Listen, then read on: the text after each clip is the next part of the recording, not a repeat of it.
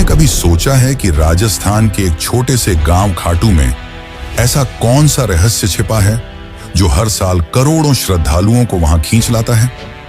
आखिर ऐसा क्या है उस मंदिर में जहां लोग एक सिर की मूर्ति के आगे नतमस्तक हो जाते हैं? क्या आपने कभी सुना है कि किसी व्यक्ति ने युद्ध में जाने से पहले अपना सिर दान कर दिया हो और वो सिर बिना शरीर के पूरी महाभारत का युद्ध देखता रहा, और यही सिर आज खाटू धाम में एक भगवान के रूप में पूजित है? यह कहानी कोई साधारण देवता की नहीं, यह कहानी है बारबरीक की, घटोत्कच के पुत्र की, एक ऐसे वीर की जिसे श्री कृष्ण ने स्वयं कलयुग का भगवान घोषित किया था। लेकिन सवाल यह है, क्यों? बर्बरीक ने ऐसा क्या किया कि कृष्ण को उनका सिर मांगना पड़ा? और क्या सच में खाटू श्याम वही बारबरीक हैं? हर साल फागुन महीने में करीब 1 करोड़ से ज्यादा श्रद्धालु खाटू श्याम के दरबार में हाजिरी लगाते हैं। कई लोग दावा करते हैं कि उनके यहाँ जाने भर से उनकी अधूरी मनोकामनाएं पूरी हो जाती हैं। किसी को नौकरी मिलती है, किसी को संतान सुख, तो कोई मृत्यु के मुंह से लौट आता है। क्या यह केवल संयोग है या खाटू श्याम जी में वाकई कोई अलौकिक शक्ति है? खाटू श्याम के मंदिर के भीतर एक अनोखा वातावरण रहता है। वहां की मूर्ति केवल एक शीश है, लेकिन उसमें इतनी ऊर्जा है कि लोग उसके सामने घंटों ध्यान में बैठे रहते हैं। कुछ लोग बताते हैं कि उन्होंने वहां दिव्य प्रकाश देखा, कुछ कहते हैं कि उनके शरीर में कंपन महसूस हुआ। क्या यह केवल श्रद्धा है या विज्ञान की पहुंच से बाहर कोई शक्ति? और ये भी सोचिए, क्यों कहा जाता है कि जब कलयुग में अधर्म चरम सीमा पर पहुंच जाएगा, तब यही श्याम बाबा नील घोड़े पर सवार होकर युद्ध के मैदान में उतरेंगे? क्या यह केवल एक प्रतीकात्मक विश्वास है या किसी आने वाले महायुद्ध का संकेत? इतिहासकारों के पास इसके जवाब नहीं है और विज्ञान की भाषा यहां मौन हो जाती है। लेकिन लाखों भक्त कहते हैं, हारे का सहारा खाटू श्याम हमारा। जो भी श्याम के दरबार में आता है खाली हाथ नहीं जाता। और सबसे बड़ा सवाल, क्या आज भी खाटू श्याम मंदिर में रात को वह सिर सोता है? क्या मूर्ति में कोई चेतना है, कोई दिव्य ऊर्जा? इन सारे सवालों के जवाब आपको इस डॉक्यूमेंट्री में मिलेंगे। हम जाएंगे उस भूमि पर जहां कृष्ण ने बारबरीक की परीक्षा ली थी, उस इतिहास में जहां युद्ध से पहले एक सबसे बड़ा बलिदान हुआ था, और उस मंदिर तक जहां हर धड़कन श्याम नाम का जाप करती है। तैयार हो जाइए एक ऐसी यात्रा पर जहां आस्था, इतिहास, विज्ञान और रहस्य सब एक साथ मिलते हैं, खाटू श्याम के दिव्य और रहस्यमयी संसार में। लेकिन उससे पहले अगर चैनल पर नए हैं तो वीडियो को लाइक करके चैनल को सब्सक्राइब जरूर कर लें। ये आपके लिए तो फ्री है, पर इससे हमारी काफी मदद हो जाती है। साल 2019 की बात है। राजस्थान के सीकर जिले का एक व्यापारी दिल्ली के एक बड़े अस्पताल में जिंदगी और मौत की जंग लड़ रहा था। डॉक्टरों ने जवाब दे दिया था, अब बस चमत्कार ही बचा सकता है। घर वाले टूट चुके थे, लेकिन तभी उस व्यापारी की पत्नी ने एक फैसला लिया। वो सीधा खाटू श्याम जी के दरबार पहुंची। आंखों में आंसू, हाथ में नारियल और दिल में एक ही संकल्प, हे श्याम बाबा, अगर मेरे पति को जीवन दान मिला तो मैं हर साल आपके दरबार में सेवा करूंगी। कहते हैं अगले ही दिन उस व्यक्ति की हालत में चमत्कारी सुधार हुआ। डॉक्टर तक हैरान थे, लेकिन यह सिर्फ एक कहानी नहीं है। ऐसे हजारों किस्से खाटू धाम से जुड़े हैं, जहां विज्ञान की सीमाएं खत्म हो जाती हैं और आस्था शुरू होती है। राजस्थान की तपती रेत पर जब सूर्य की किरणें पड़ती हैं, तो लगता है मानो इतिहास की कोई सुनहरी परत जाग उठी हो। इस पावन भूमि की हर सांस में कोई ना कोई गाथा बसी हुई है। इन्हीं गाथाओं में एक है खाटू श्याम की। सीकर जिले में बसे इस मंदिर को लेकर केवल श्रद्धा ही नहीं, रहस्य भी जुड़ा है। कहते हैं यह मंदिर केवल एक पूजा स्थल नहीं, बल्कि एक ऐसी जीवित गाथा है जो आपको महाभारत काल से जोड़ती है। एक ऐसे योद्धा से मिलवाती है जो युद्ध में लड़ने नहीं, सिर कटाने आया था।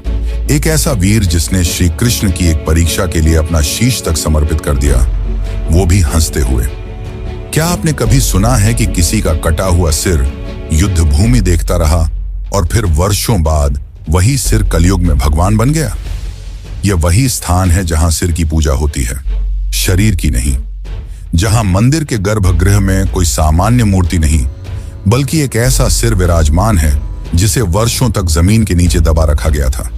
क्या वाकई वह कुंड जहां से यह मूर्ति निकली आज भी दिव्य ऊर्जा से भरा हुआ है। और यह कैसे संभव है कि उस कुंड में जल का स्रोत किसी को नहीं मालूम, फिर भी वह कभी सूखता नहीं। मंदिर के भीतर कुछ विशेष परंपराएं निभाई जाती हैं, जैसे निशान चढ़ाना। लेकिन क्या आपने कभी सोचा है कि ये निशान केवल एक प्रतीक हैं, या फिर इनसे जुड़ी कोई ऊर्जा वाकई काम करती है? हजारों लोग दावा करते हैं कि उन्होंने खाटू श्याम से कुछ मांगा, निशान चढ़ाया और फिर वो चमत्कार हुआ जिसे वो खुद भी नहीं समझ सके। क्या ये केवल संयोग था या किसी अदृश्य शक्ति की कृपा? इतना ही नहीं, मंदिर से कुछ दूरी पर स्थित है एक प्राचीन शिवलिंग, जिसे औरंगजेब ने तोड़ने की कोशिश की थी। लेकिन कहते हैं जैसे ही उसके सैनिकों ने उस पर वार किया, कुछ ऐसा घटा कि पूरा लश्कर डर के मारे पीछे हट गया। आज भी वह टूटा हुआ शिवलिंग एक चेतावनी बनकर खड़ा है। पर यह कैसा भय था जो एक क्रूर शासक को भी पीछे हटा गया? मंदिर में आने वाले लोग बताते हैं कि वहां पहुंचते ही कुछ महसूस होता है। किसी को स्वप्न में दर्शन होते हैं, किसी को जीवन की सबसे बड़ी समस्या का समाधान मिलता है। और इनमें एक बात समान है, एक अदृश्य उपस्थिति, एक रहस्यमयी शक्ति जो शब्दों से परे है।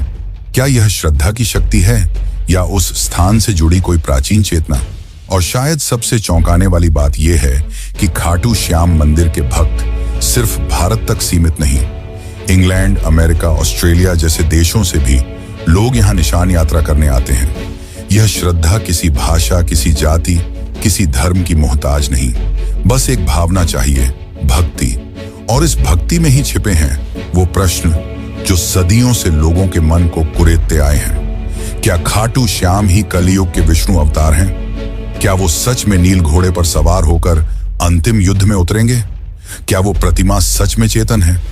क्या श्याम बाबा आज भी भक्तों से संवाद करते हैं? क्या उनकी प्रतिमा रात में विश्राम करती है जैसे कोई जीवित सत्ता?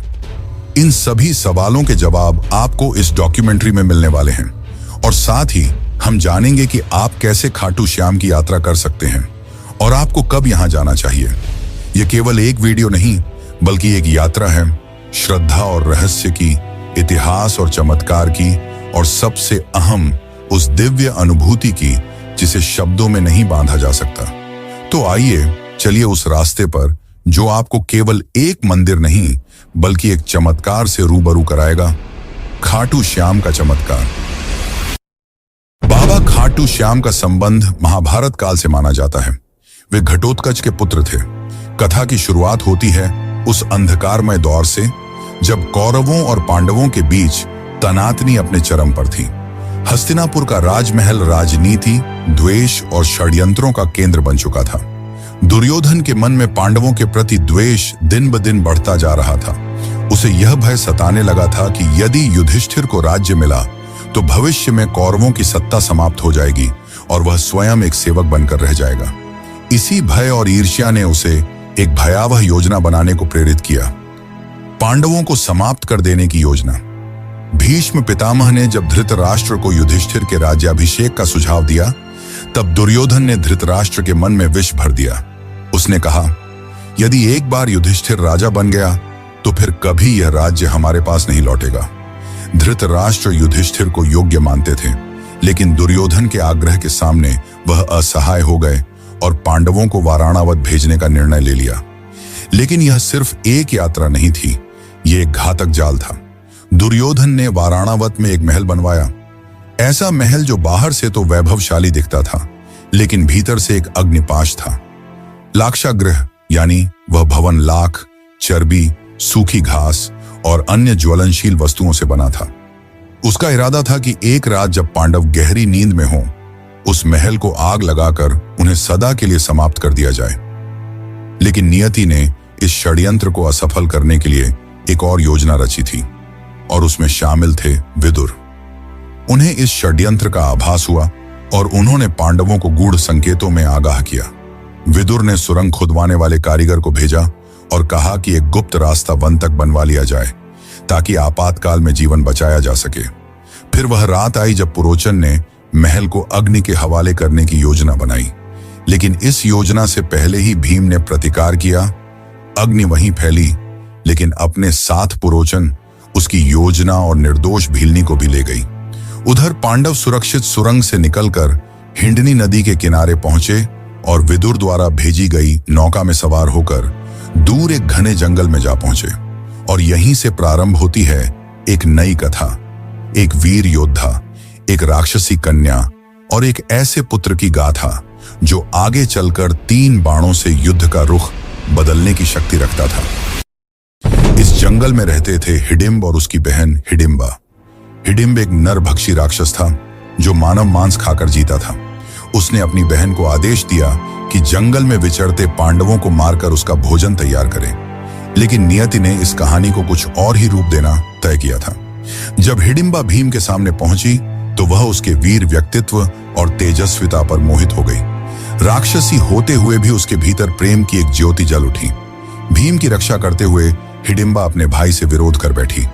इससे नाराज होकर हिडिंब ने भीम पर आक्रमण किया और फिर शुरू हुआ एक घमासान संग्राम। यह युद्ध शक्ति और छल का नहीं बल्कि धर्म और अधर्म के बीच था।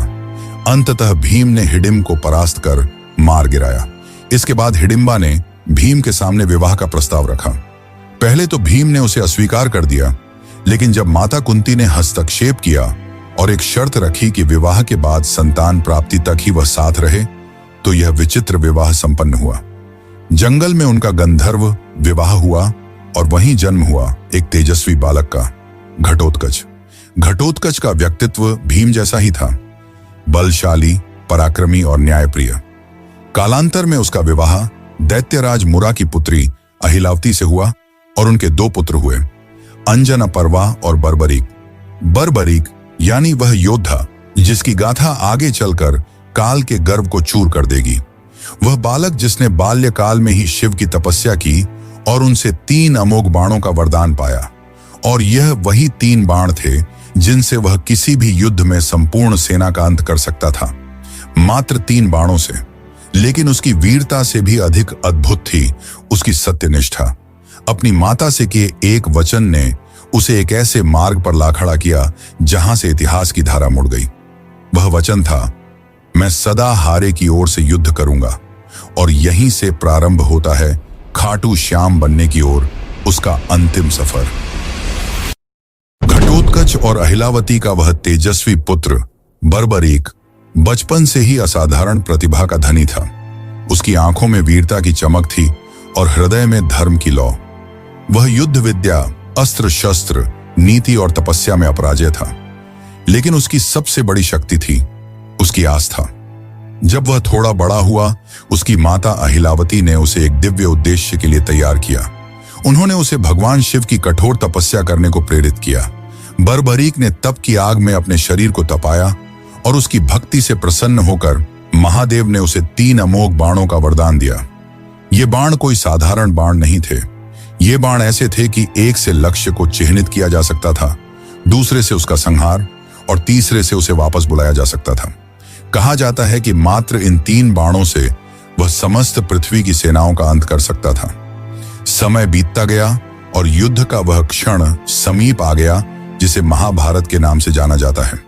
कुरुक्षेत्र की भूमि पर धर्म और अधर्म आमने सामने थे। सभी योद्धा एकत्र हो चुके थे। उसी समय बर्बरीक ने युद्ध भूमि में जाने का निश्चय किया। वह युद्ध में भाग लेना चाहता था क्योंकि उसका हृदय न्याय के लिए धड़कता था, परंतु उसकी मां से लिया गया वचन अब उसके रास्ते में खड़ा था। उसने प्रण लिया था कि वह सदैव हारे हुए पक्ष की ओर से लड़ेगा। कुरुक्षेत्र जाते हुए जब वह अपने नीले रंग के घोड़े पर सवार होकर चला तो मार्ग में एक ब्राह्मण ने उसका रास्ता रोक लेता है। लेकिन वह कोई साधारण ब्राह्मण नहीं था। वह स्वयं भगवान श्री कृष्ण थे जो उसकी शक्ति और उसके निर्णय की परीक्षा लेना चाहते थे। कृष्ण ने मुस्कुराकर पूछा, वत्स, तुम कहां जा रहे हो? बर्बरीक ने उत्तर दिया, हे ब्राह्मण, मैं महाभारत के युद्ध में जा रहा हूं।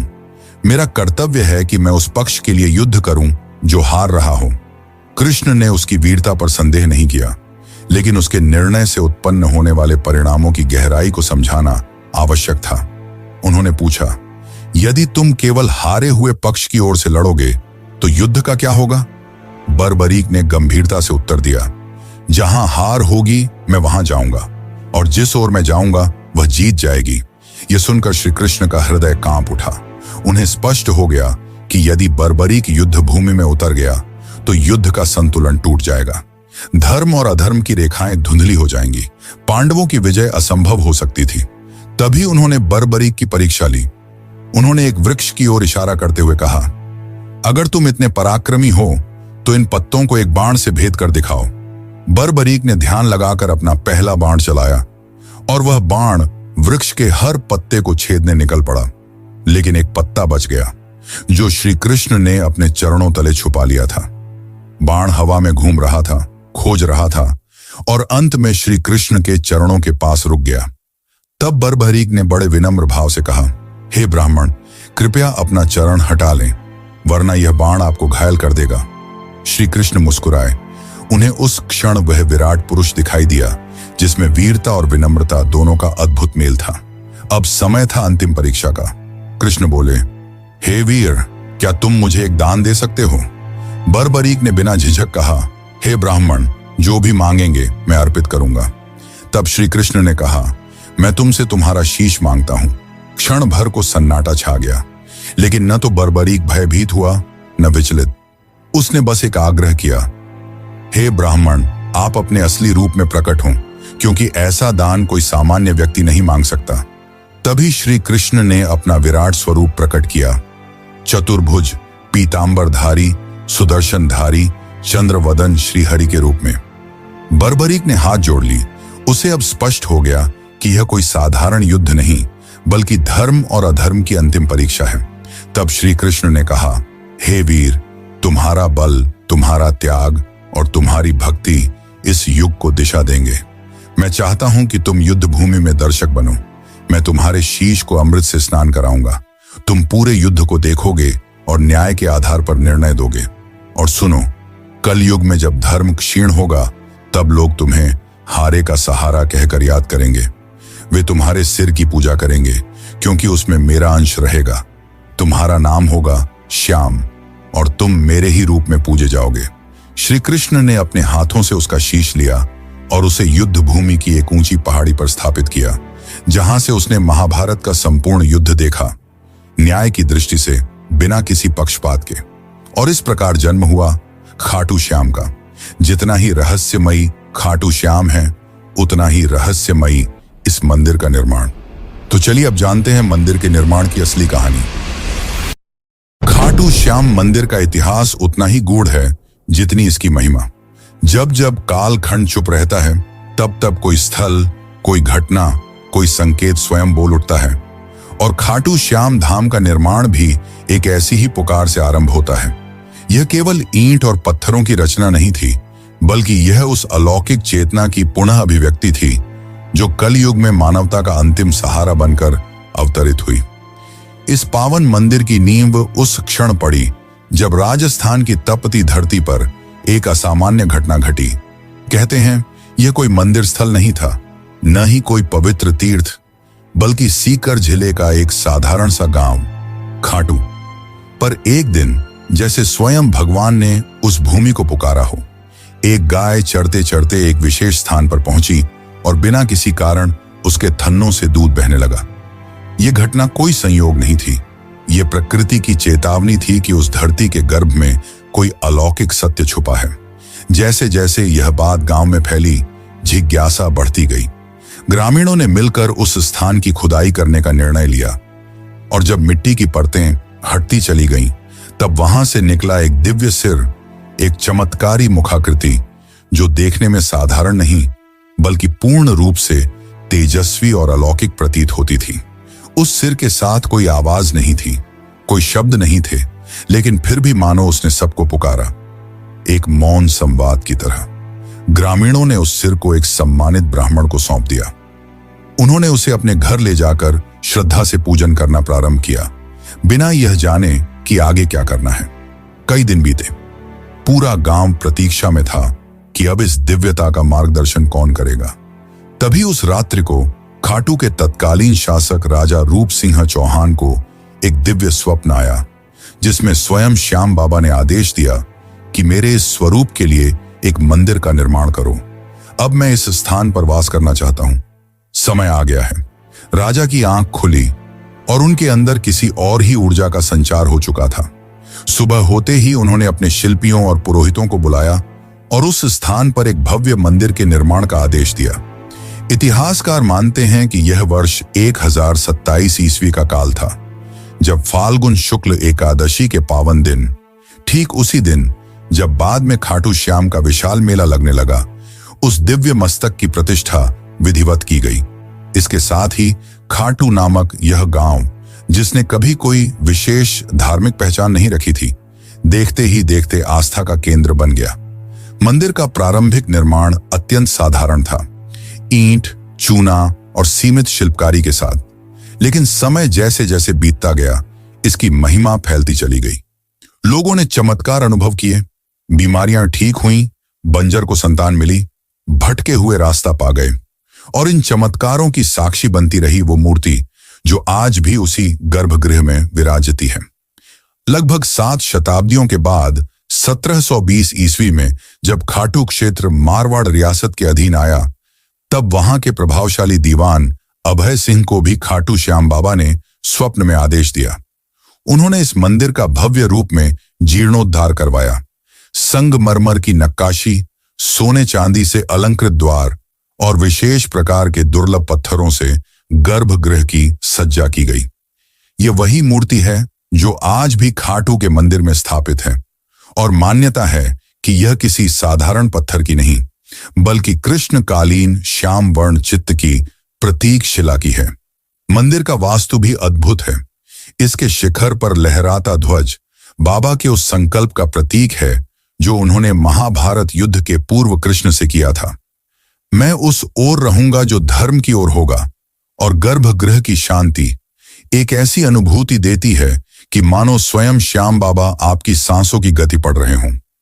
खाटू श्याम मंदिर आज न केवल एक धार्मिक स्थल है, बल्कि एक जीवित परंपरा है। फाल्गुन मेला, लक्खी यात्राएं, निशान यात्रा, खाटू नरेश के जयकारे और वो भजन, श्याम तेरी बंसी पुकारे राधा नाम, ये सब मिलकर इस मंदिर को केवल एक स्थान नहीं, बल्कि एक आध्यात्मिक ऊर्जा का केंद्र बनाते हैं। कई विद्वान मानते हैं कि यह मंदिर इतिहास और अध्यात्म के बीच का एक जीवन संगम है। जहां सिर्फ दर्शन नहीं होते, वहां एक भरोसा जन्म लेता है कि जब कोई हारा हुआ इस दरबार में आता है, तो बाबा उसे फिर से जीवन से जोड़ देते हैं। तो जब अगली बार आप खाटू श्याम के दर्शन करें, तो सिर झुकाएं, केवल एक मन्नत के लिए नहीं, बल्कि उस त्याग के लिए जिसने युद्ध छोड़कर सेवा चुनी, और उस धरोहर के लिए जिसने कलयुग में भी भक्तों को विश्वास से जोड़े रखा। खाटू धाम में जहां एक ओर बाबा श्याम का भव्य मंदिर भक्तों की श्रद्धा का केंद्र बना हुआ है, वहीं इस स्थान का सबसे रहस्यमयी और चमत्कारिक स्थल है श्याम कुंड। यह कोई साधारण जलाशय नहीं, बल्कि एक ऐसी पवित्र सरिता है जिसे स्वयं बाबा श्याम के शीश से जुड़ा हुआ माना जाता है। मान्यता है कि जब उस दिव्य मस्तक को धरती की गर्त से निकाला गया था, ठीक उसी स्थान पर यह कुंड प्रकट हुआ, और तभी से यह कुंड केवल जल का स्रोत नहीं रहा, यह बना भक्तों की आत्मा को शुद्ध करने वाला एक अलौकिक स्नान तीर्थ। कहते हैं इस कुंड में डुबकी लगाने मात्र से जीवन भर के पाप मिट जाते हैं। श्रद्धालु जब यहाँ आते हैं तो आंखों में आंसू, हाथ जोड़कर सीने में उम्मीद और आत्मा में पश्चाताप लेकर श्याम कुंड की ओर बढ़ते हैं। हर डुबकी, हर प्रार्थना एक कहानी होती है, किसी की टूटी उम्मीद जुड़ने की, किसी की बिगड़ी तकदीर सुधरने की। कुंड का जल सदा शांत, ठंडा और निर्मल रहता है, मानो खुद बाबा श्याम उसमें समाये हों। इस कुंड को लेकर एक और बात इसे पूरी तरह रहस्य से भर देती है। आज तक कोई यह निश्चित नहीं कर पाया कि इसका जल आता कहां से है। वैज्ञानिक दृष्टिकोण से जब भी इसे परखा गया, इसकी कोई स्पष्ट जलधारा न तो ऊपर से आती दिखी, न नीचे से कोई स्रोत मिला, पर फिर भी कुंड हमेशा लबालब रहता है, और इसीलिए लोग कहते हैं कि इसका जल पाताल लोक से आता है। ये बात सुनने में कल्पना जैसी लगती है, लेकिन जब आप वहां खड़े होकर चारों ओर देखेंगे और महसूस करेंगे कि कोई स्रोत न होते हुए भी जल लगातार बना रहता है, तब एक अलौकिक सिहरन आपके भीतर दौड़ जाती है। यह कुंड अपने आप में एक मौन चमत्कार है, जो सिर्फ आंखों से नहीं, हृदय से महसूस किया जा सकता है। श्याम कुंड से कुछ ही दूरी पर स्थित है दो और पवित्र स्थल, गौरी शंकर मंदिर और गोपीनाथ मंदिर। इनमें से गौरी शंकर मंदिर के साथ जुड़ी एक कथा दिल को झकझोर कर रख देती है। यह घटना तब की है जब मुगल सम्राट औरंगजेब की सेना ने इस पावन स्थल को निशाना बनाया था। धार्मिक स्थलों को नष्ट करना उसकी नीति थी और खाटू भी उसकी लिस्ट में आ गया था। उसकी सेना जब इस मंदिर को गिराने पहुंची तो सबसे पहले शिवलिंग पर भालों से प्रहार किया गया, परंतु उस क्षण कुछ ऐसा घटित हुआ जिसे देखकर सैनिकों की रूह कांप उठी। जैसे ही भाले शिवलिंग से टकराए, वहां से रक्त की धार फूट पड़ी। यह कोई कल्पना नहीं थी। वहां उपस्थित सैकड़ों लोगों ने स्वयं अपनी आंखों से वह दृश्य देखा। यह मानो शिवजी का प्रत्यक्ष आक्रोश था जो उन्हें अपनी रक्षा के लिए जगाना पड़ा। सैनिक घबरा गए, उनके हाथ कांपने लगे और वे डर के मारे वहीं से भाग खड़े हुए। और आज भी सैकड़ों साल बीत जाने के बाद भी उस शिवलिंग पर भाले के निशान स्पष्ट रूप से देखे जा सकते हैं। वो घाव जो उस दिन धर्म की रक्षा में स्वयं भगवान ने झेले थे। इस घटना के बाद किसी भी आक्रमणकारी की हिम्मत नहीं हुई कि वह इस धाम की ओर आंख उठाकर भी देखे। राजस्थान की राजधानी जयपुर से लगभग 80 किलोमीटर दूर स्थित यह खाटू धाम आज भले ही भक्तों का तीर्थ है, पर हर ईंट, हर दीवार, हर मोड़ किसी चमत्कार, किसी त्याग और किसी पुकार की कहानी कहती है। यहां केवल यात्रा नहीं होती, यहां होता है एक आध्यात्मिक विसर्जन, जहां लोग अपने भूतकाल, अपने कर्म, अपने दुखों को छोड़कर वापस एक नए जीवन के साथ लौटते हैं। इस धाम तक पहुंचने के लिए अक्सर रिंग्स के मार्ग की सिफारिश की जाती है और यह रास्ता भी प्रतीक बन जाता है उस भावनात्मक यात्रा का। तो चलिए, अब मैं आपको लेकर चलता हूं एक ऐसी यात्रा पर जो सिर्फ पैरों से नहीं बल्कि दिल से पूरी की जाती है। यह यात्रा है खाटू श्याम जी के दरबार की, जो आपको भीतर तक छू जाती है। मान लीजिए कि आप तय कर चुके हैं, इस बार बाबा श्याम के दर्शन जरूर करने हैं। आप सुबह सुबह अपने घर से निकलते हैं, दिल में एक अजीब सी हलचल लिए, जैसे कोई आपको खींच रहा हो। रास्ते भर हारे का सहारा बाबा श्याम हमारा की धुन जैसे हर सांस में गूंजती रहती है। आप जयपुर, दिल्ली, चंडीगढ़ या देश के किसी भी कोने से यात्रा शुरू करें, ज्यादातर लोग खाटू श्याम पहुंचने के लिए रिंग्स स्टेशन का रुख करते हैं। यह स्टेशन खाटू धाम से लगभग 17 से 18 किलोमीटर की दूरी पर स्थित है। जैसे ही ट्रेन स्टेशन पर रुकती है, आप देखेंगे कि सैकड़ों लोग पहले से बाबा की जयकारों के साथ तैयार खड़े हैं। स्टेशन से बाहर निकलते ही आपको हर तरफ श्याम भक्त नजर आएंगे। कोई दंडी यात्रा कर रहा है, कोई निशान लेकर चल रहा है, कोई नंगे पांव, कोई माथे पर गुलाल लगाए, आंखों में आस्था लिए बाबा की ओर बढ़ता चला जा रहा है। अगर आप पैदल यात्रा करना चाहते हैं तो रिंग्स से खाटू श्याम तक की ये लगभग 17 किलोमीटर की यात्रा आपके लिए एक तपस्या जैसी बन जाती है। रास्ते में भक्त भजन गाते हुए चलते हैं, श्याम तेरे भक्त दीवाने जैसे गीत हवा में गूंजते हैं। जगह जगह पर लंगर लगे होते हैं, जहां स्थानीय लोग और स्वयंसेवी संस्थाएं श्रद्धा से भोजन, पानी और विश्राम की व्यवस्था करते हैं। कोई आपको कंधा पकड़कर आगे बढ़ाता है, कोई पंखा झलता है और कोई आपके पैर दबा देता है। ये वो यात्रा है जहां अजनबी भी अपने से लगते हैं।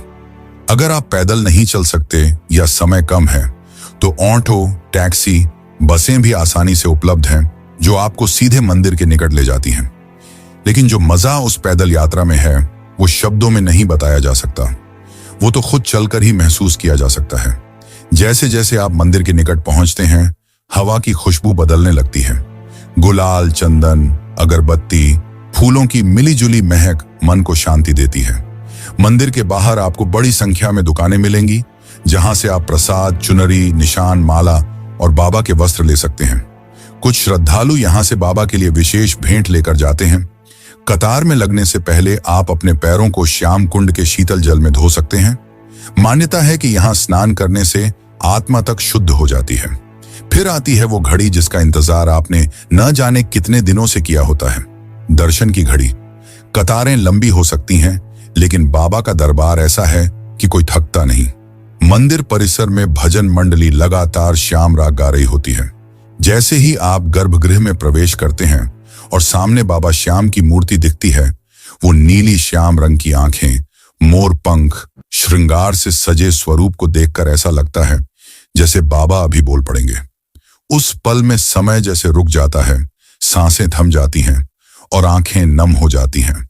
दर्शन के बाद आप वहीं मंदिर परिसर में बैठकर कुछ देर आंखें बंद कर लें तो लगेगा जैसे जीवन में जो उलझनें थीं वो हल हो गई। बाबा की कृपा सिर पर महसूस होने लगती है। मंदिर के पास ही आपको भव्य हवन कुंड मिलेगा, जहां श्रद्धालु अपनी मनोकामनाओं की पूर्ति के लिए आहुति देते हैं। मंदिर के बाहर आपको प्याऊ, प्रसाद वितरण केंद्र और आराम के लिए साधु संतों की छांव में बैठने का भी अवसर मिलेगा। अब जब आप वापसी के लिए कदम बढ़ाते हैं तो मन भारी हो जाता है।